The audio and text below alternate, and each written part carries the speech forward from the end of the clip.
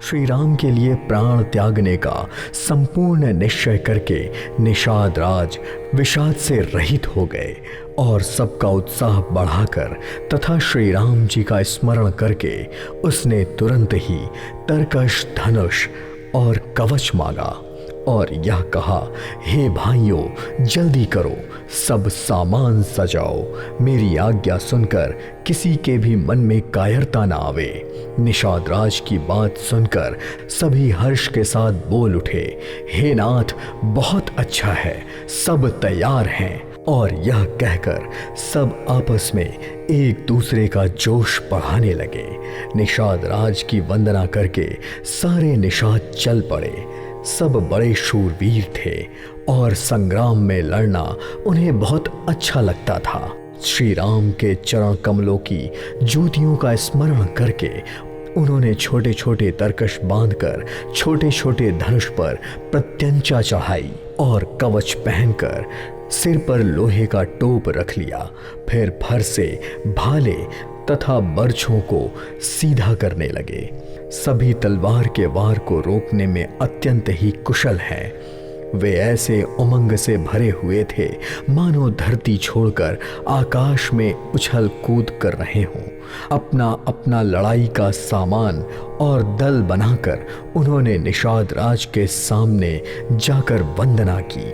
निषाद राज ने अपने सुंदर योद्धाओं को देखकर सबको ही सुयोग्य जाना और सबका नाम ले लेकर सबका सम्मान किया और उनसे कहा, हे भाइयों, मरने से ना घबराना, आज मेरा बहुत बड़ा काम है। यह सुनकर सब योद्धा बड़े जोश के साथ बोल उठे, हे वीर, हे नाथ, आप अधीर मत होइए। श्री राम जी के प्रताप से, आपके बल से हम लोग भरत की सेना के एक एक वीर और एक एक घोड़े को मार डालेंगे और जीते जी अपने पांव पीछे नहीं रखेंगे।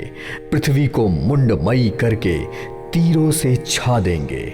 निषाद राज ने अपने वीरों का बढ़िया दल देखकर कहा, लड़ाई का ढोल बजाओ। इतना कहते ही बाईं ओर से छींक हुई। तभी शकुन विचार करने वालों ने कहा कि यह बहुत ही सुंदर शकुन है, अवश्य ही हमारी जीत होगी। तभी एक बूढ़े ने शकुन विचार कर कहा, भरत से मिल लीजिए, उनसे लड़ाई नहीं होगी। भरत श्री रामचंद्र जी को मनाने जा रहे हैं। शकुन ऐसा कह रहा है कि विरोध नहीं है। यह सुनकर निषाद राज ने कहा, बूढ़ा ठीक कह रहा है। जल्दी में बिना विचारे कोई काम करके मूर्ख लोग पछताते हैं। भरत जी के शील स्वभाव को बिना समझे और बिना जाने उनसे युद्ध करने में सबके हित की बहुत बड़ी हानि है। इसलिए हे वीरों, तुम लोग इकट्ठे होकर सब लोग घाटों को रोक लो। मैं जाकर भरत जी से मिलकर उनका भेद लेता हूँ कि उनका भाव मित्र का है या शत्रु का या उदासीन है। यह जानकर आने के बाद वैसे ही उसी अनुसार प्रबंध करूँगा। उनके सुंदर स्वभाव में मैं उनके स्नेह को पहचान लूँगा। बैर और प्रेम छिपाने से नहीं छिपते। ऐसा कहकर वह भेंट का सामान सजाने लगा और उसने कंद, मूल, फल, पक्षी और हिरन मंगवाए। ऐसा कहकर कुछ लोग मछलियों को भर भर कर लाए और भेंट का सामान सजाकर मिलने के लिए चले तो मंगलदायक शुभ शकुन मिलने लगे। तभी निषाद राज की दृष्टि मुनिराज वशिष्ठ जी पे पड़ी और उनको देखते ही निषाद राज ने अपना नाम बताकर दूर से ही उन्हें दंडवत प्रणाम किया। मुनि वशिष्ठ जी ने उनको राम का प्यारा जानकर आशीर्वाद दिया और भरत जी को समझाकर कहा कि यह श्री राम जी का मित्र है। इतना सुनते ही भरत जी ने रथ त्याग दिया और वे रथ से उतरकर प्रेम और उमंग से भरकर उससे मिलने चल दिए।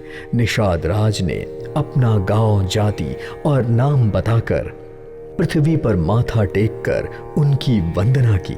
दंडवत करता देखकर भरत जी ने उठाकर उनको छाती से लगा लिया। हृदय में प्रेम समा नहीं पा रहा था। लग रहा था मानो स्वयं लक्ष्मण जी से उनकी भेंट हो गई हो। भरत जी निषाद राज जी को अत्यंत प्रेम से गले लगाए हुए थे। प्रेम की रीति की सब लोग सराहना कर रहे थे और ईर्ष्यापूर्वक प्रशंसा कर रहे थे। धन्य धन्य की ध्वनि करके देवता उसकी सराहना करते हुए फूल बरसा रहे थे। वह कह रहे थे, जो लोक और वेद दोनों में सब प्रकार से नीचा माना जाता है, उसकी छाया को छू जाने से भी स्नान करना होता है। उसी निषाद को हृदय से चिपकाकर श्री राम जी के छोटे भाई भरत जी आनंद और प्रेम से परिपूर्ण होकर उससे मिल रहे हैं। जिन लोगों के मुख से जम्हाई लेते हुए भी आलस्य से भी राम नाम का उच्चारण हो जाता है, तो कोई भी पाप उनके सामने नहीं आता।